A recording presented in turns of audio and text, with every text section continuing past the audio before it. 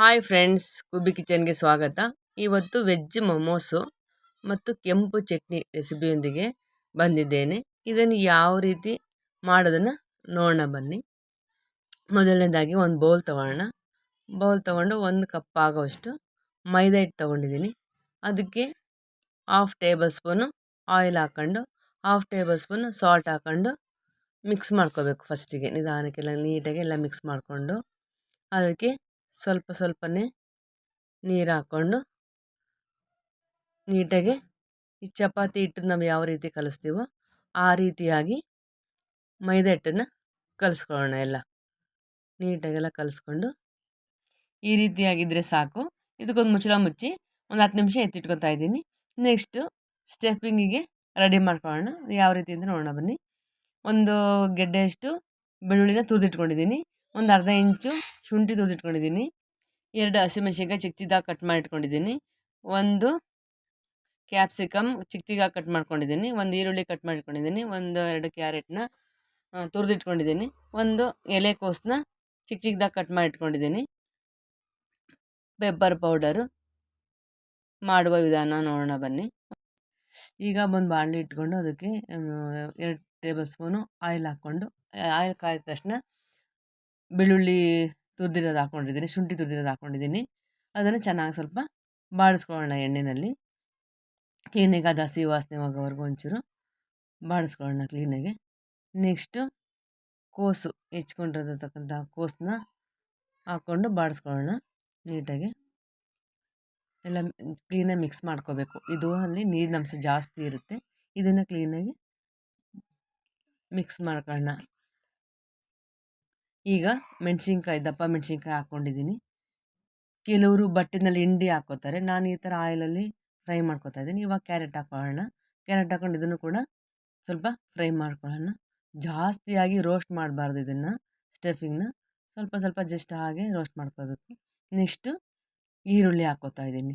ಈರುಳ್ಳಿನ ಹಾಕ್ಕೊಂಡು ಇದನ್ನು ಆಮೇಲೆ ಹಸಿಮೆಣ್ಸಿನ್ಕಾಯಿ ಅದನ್ನು ಹೆಚ್ಕೊಂಡು ಸಣ್ಣ ಸಣ್ಣದಾಗಿ ಕಟ್ ಮಾಡ್ಕೊಂಡು ಈರುಳ್ಳಿನ ಹಸಿಮೆಣ್ಸಿನ್ಕಾಯಿ ಎಲ್ಲ ಹಾಕಿ ನೀಟಾಗೆಲ್ಲ ಮಿಕ್ಸ್ ಮಾಡ್ಕೋಬೇಕು. ಈ ಥರ ಜಾಸ್ತಿ ರೋಸ್ಟ್ ಮಾಡ್ಕೋಬಾರ್ದು, ಜಸ್ಟ್ ಲೋ ಫ್ಲೇಮಲ್ಲಿ ಈ ಥರ ಫ್ರೈ ಮಾಡ್ಕೋಬೇಕು. ನೆಕ್ಸ್ಟು ರುಚಿಗೆ ತಕ್ಕಷ್ಟು ಉಪ್ಪು ಹಾಕ್ಕೋತಾ ಇದ್ದೀನಿ. ಅದನ್ನು ಸ್ವಲ್ಪ ಮಿಕ್ಸ್ ಮಾಡಿಕೊಂಡು ಒಂದು ಅರ್ಧ ಟೇಬಲ್ ಸ್ಪೂನು ಕಾಳು ಮೆಣಸು ಪೌಡ್ರು ಹಾಕ್ಕೊಂಡು ಇದನ್ನು ಕೂಡ ಮಿಕ್ಸ್ ಮಾಡ್ಕೊಳ್ಳೋಣ. ಎಲ್ಲ ಕ್ಲೀನಾಗಿ ಮಿಕ್ಸ್ ಇವಾಗ ಇದೆಲ್ಲ ಮಿಕ್ಸ್ ಮಾಡ್ಕೊಂಡಾದ್ಮೇಲೆ ಕೊತ್ತಂಬರಿ ಸ್ವಲ್ಪ ಸೊಪ್ಪನ್ನ ಹಾಕ್ಕೊಂಡು ಇದನ್ನು ಕೂಡ ಮಿಕ್ಸ್ ಮಾಡ್ಕೊಳ್ಳೋಣ. ಈ ರೀತಿಯಾಗಿ ಮಾಡ್ಕೊಂಡು ತಿನ್ನಿ. ಹೊರಗಡೆ ತಿನ್ನೋ ಬದಲು ಮನೇಲೇ ಮಾಡ್ಕೊಂಡು ತಿನ್ಬೋದು. ಸಂಜೆ ಟೈಮು ಟೀಗೆ ತುಂಬ ಚೆನ್ನಾಗಿರುತ್ತೆ. ಈ ರೀತಿಯಾಗಿ ವೆಜಿಟೇಬಲ್ ಎಲ್ಲ ಹಾಕಿ ಮಾಡೋದ್ರಿಂದ ಮಕ್ಕಳು ತುಂಬ ಇಷ್ಟಪಟ್ಟು ತಿಂತಾರೆ. ತುಂಬ ಆರೋಗ್ಯಕ್ಕೂ ಒಳ್ಳೆಯದು, ಏನು ತೊಂದರೆ ಇಲ್ಲ. ಇವಾಗ ಒಂದು ಟೇಬಲ್ ಸ್ಪೂನಷ್ಟು ಸೋಯಾ ಸಾಸ್ ಹಾಕಿ ಇದನ್ನೆಲ್ಲ ನೀಟಾಗಿ ಮಿಕ್ಸ್ ಮಾಡ್ಕೊಳ್ಳೋಣ. ಎಲ್ಲ ಮಿಕ್ಸ್ ಮಾಡಿಕೊಂಡು ಎತ್ತಿಟ್ಕೊಳ್ಳೋಣ. ಇವಾಗ ಸ್ಟಫಿಂಗ್ ರೆಡಿ ಆಗಿದೆ. ಮೈದಾ ಹಿಟ್ಟು ಕಲಸಿರ್ತಕ್ಕಂಥದ್ದು ಕ್ಲೀನಾಗಿ ಹೊಂದ್ಕೊಂಡಿದೆ. ಇದನ್ನು ಈ ರೀತಿಯಾಗಿ ಹೊಂದ್ಕೊಂಡ್ರೆ ಸಾಕು. ಇದನ್ನು ನಾನು ದೊಡ್ಡದಾಗಿ ಚಪಾತಿ ಥರ ದೊಡ್ಡದಾಗಿ ಲಟ್ಟಿಸ್ಕೊತಾ ಇದ್ದೀನಿ. ಇದು ತೀರ ತೆಳುವಾಗಿ ಬೇಡ, ದಪ್ಪ ಥರನೇ ಇರಬೇಕು. ದಪ್ಪನೇ ಇದ್ದರೆ ಮೊಮೋಸ್ ಕಟ್ಟಲಿಕ್ಕೆ ಚೆನ್ನಾಗಿರುತ್ತೆ. ಈ ರೀತಿಯಾಗಿ ಒಂದು ಬಾಕ್ಸ್ ಮುಚ್ಚಳ ಸಹಾಯದಿಂದ ನಾನು ಈ ರೀತಿ ಎಲೆ ಮಾಡ್ಕೊತಾ ಇದ್ದೀನಿ. ನೀವು ಬೇಕಾದ್ರೆ ಚಿಕ್ಕ ಚಿಕ್ಕ ಉಂಡೆ ಒಂದು ಸಿಂಗಲ್ಲಾಗಿ ಎಲೆ ಮಾಡ್ಕೋಬೋದು. ನಾನು ಈ ರೀತಿಯಾಗಿ ಮಾಡ್ಕೊತಾ ಇದ್ದೀನಿ. ಸ್ವಲ್ಪ ದಪ್ಪ ಇದ್ದರೆ ಸಾಕು, ಈ ರೀತಿಯಾಗಿದ್ದರೆ ಸಾಕು ಎಲೆ. ನೋಡಿ ಎಷ್ಟು ಚೆನ್ನಾಗಿದೆ. ಈಗ ಈ ಎಲೆಗೆ ಸುತ್ತ ಒಂದು ಸ್ವಲ್ಪ ನೀರು ಸವರ್ಕೊಳ್ಳಿ. ಈ ಕರ್ಜಿಕಾಯಿ ಕರಿಗಡುಬು ನಾವು ಯಾವ ರೀತಿ ಮಾಡ್ತೀವೋ ಆ ರೀತಿಯಾಗಿ ಈ ಮೊಮೋಸ್ ಸ್ಟಫಿಂಗ್ ಏನಿದೆ ಅದನ್ನು ಅದರಲ್ಲಿ ಇಟ್ಕೊಂಡು ನೆರಿಗೆ ಥರ ಈ ರೀತಿಯಾಗಿ ಕ್ಲೀನಾಗಿ ಕಟ್ಕೊಳ್ಳಿ ನಿಧಾನಕ್ಕೆ. ಮೋದಕ ಮಾಡ್ತೀವಲ್ಲ ಆ ರೀತಿಯಾಗಿ. ನನಗೆ ಈ ರೀತಿಯಾಗಿ ಇಷ್ಟ, ಅದಕ್ಕೆ ನಾನು ಈ ರೀತಿಯಾಗಿ ಮಾಡ್ಕೊಂಡಿದ್ದೀನಿ. ನಿಮ್ಗೆ ಯಾವ ರೀತಿ ಇಷ್ಟ ಆಗುತ್ತೋ ಆ ರೀತಿ ಮಾಡ್ಕೋಬೋದು. ನಿಮಗೆ ಯಾವ ಶೇಪಲ್ಲಿ ಬೇಕೋ ಆ ಶೇಪಲ್ಲಿ ಮಾಡ್ಕೊಳ್ಳಿ. ಕರ್ಜಿಕಾಯಿ ಕರಿಗಡುಬು ಮಾಡೋ ಪ್ರೆಸ್ಸಿಂಗ್ ಇರುತ್ತಲ್ಲ ಅದರಲ್ಲಾದರೂ ಮಾಡ್ಕೊಳ್ಳಿ. ನನಗೆ ಈ ರೀತಿಯಾಗಿ ಇಷ್ಟ ಆಗಿದೆ, ಅದಕ್ಕೆ ನಾನು ಮೋದಕ ರೀತಿಯಲ್ಲಿ ಮಾಡ್ಕೊಂಡಿದ್ದೀನಿ. ನೋಡಿ ಈ ಥರ ಇಷ್ಟ ಆಗಿದೆ. ಈ ರೀತಿಯಾಗಿ ಮಾಡ್ಕೊಳ್ಳಿ. ಈಗ ನಾನು ಜರಡಿ ಥರ ಪಾತ್ರೆಯಲ್ಲಿ ಅದಕ್ಕೆ ಎಣ್ಣೆ ಎಲ್ಲ ಹಚ್ಬಿಟ್ಟು ಮೊಮೋಸ್ ಎಲ್ಲ ಇಟ್ಟಿದ್ದೀನಿ. ಮೊಮೋಸ್ ಮೇಲೂ ಸ್ವಲ್ಪ ಆಯಿಲ್ ಹಚ್ಕೊಂಡು ಇದನ್ನು ಕುಕ್ಕರಲ್ಲಿ ಜಸ್ಟ್ ಒಂದು 10 ನಿಮಿಷ ಬೇಯಿಸ್ಕೊಳ್ಳೋಣ. ಬೇಕಿದ್ದರೆ ಇಡ್ಲಿ ಪಾತ್ರೆಯಲ್ಲೂ ಬೇಯಿಸ್ಕೋಬೋದು. ಅಷ್ಟರಲ್ಲಿ ಇವಾಗ ಇದಕ್ಕೆ ಕೆಂಪು ಚಟ್ನಿ ಮಾಡೋ ರೀತಿ ನೋಡೋಣ ಬನ್ನಿ. ನಾನು ಒಂದು ಸ್ಟೀಲ್ ಪಾತ್ರೆಯಲ್ಲಿ 2 ಖಾರ ಮೆಣಸಿನ್ಕಾಯಿ, 2 ಬ್ಯಾಡಗಿ ಮೆಣಸಿನ್ಕಾಯಿ, 3 ಟೊಮೊಟೊ, 1 ಈರುಳ್ಳಿನ ಬೇಯಿಸಿ ಇಟ್ಕೊಂಡಿದ್ದೀನಿ. ಈ ಟೊಮೊಟೊ ಸಿಪ್ಪೆ ಎಲ್ಲ ತೆಗೆದಿದ್ದೀನಿ. ತೆಗೆದ್ಬಿಟ್ಟು ಇದನ್ನು ನೀಟಾಗಿ ಮಿಕ್ಸಿ ಮಾಡ್ಕೋಬೇಕು. ಮಿಕ್ಸಿಲಿ ನೈಸಾಗಿ ಈ ರೀತಿಯಾಗಿ ರುಬ್ಕೋಬೇಕು. ಇದನ್ನು ಕೆಂಪು ಚಟ್ನಿನ ಒಗ್ಗರಣೆ ಹಾಕೋಣ ಬನ್ನಿ. ಇದಕ್ಕೆ 2 ಸ್ಪೂನ್ ಆಯಿಲ್ ಹಾಕಿ ಕಾದ ನಂತರ ಇದಕ್ಕೆ ಸ್ವಲ್ಪ ಹಸಿ ಶುಂಠಿ, ಸ್ವಲ್ಪ ಬೆಳ್ಳುಳ್ಳಿ, ಸ್ವಲ್ಪ ಕ್ಲೀನಾಗಿ ಫ್ರೈ ಮಾಡ್ಕೋಬೇಕು ಹಸಿ ವಾಸನೆ ಹೋಗೋವರೆಗೂ. ಚಿಕ್ಕ ಚಿಕ್ಕದಾಗಿ ಹೆಚ್ಚಿಟ್ಕೊಂಡಿದ್ದೀನಿ ನಾನು ಶುಂಠಿ ಬೆಳ್ಳುಳ್ಳಿನ.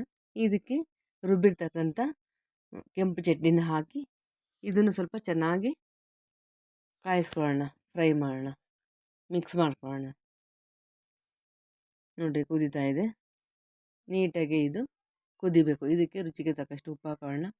1 ಟೇಬಲ್ ಸ್ಪೂನು ಸಕ್ಕರೆ ಹಾಕ್ಕೊಂಡು ಇದನ್ನು ಕೂಡ ನೀಟಾಗಿ ಮಿಕ್ಸ್ ಮಾಡ್ಕೊಳ್ಳೋಣ. ಇದು ಚೆನ್ನಾಗಿ ಸ್ವಲ್ಪ ಗಟ್ಟಿಗೆ ಚಟ್ನಿ ರೀತಿ ಮೋಮೋಸಿಗೆ ತುಂಬ ಚೆನ್ನಾಗಿರುತ್ತೆ. ಇದು ತುಂಬ ಟೇಸ್ಟಿಯಾಗಿರುತ್ತೆ. ಈ ರೀತಿಯಾಗಿ ಕುದೀತಾ ಇದೆ. ಇವಾಗ ಇದನ್ನು ಒಂದು ಬೌಲಿಗೆ ಹಾಕ್ಕೊಳ್ಳೋಣ. ನಂತರ ಮೋಮೋಸು ಕೂಡ ಈ ಕಡೆ ಬೆಂದಿದೆ. 10 ನಿಮಿಷ ಬೆಂದರೆ ಸಾಕು, ಮೋಮೋಸ್ ರೆಡಿ. ಈ ರೀತಿಯಾಗಿ ಮಾಡಿದ್ರೆ ಹೊರಗಡೆ ತಿಂತೀವಲ್ಲ ಅದೇ ಟೇಸ್ಟಿ ಇರುತ್ತೆ.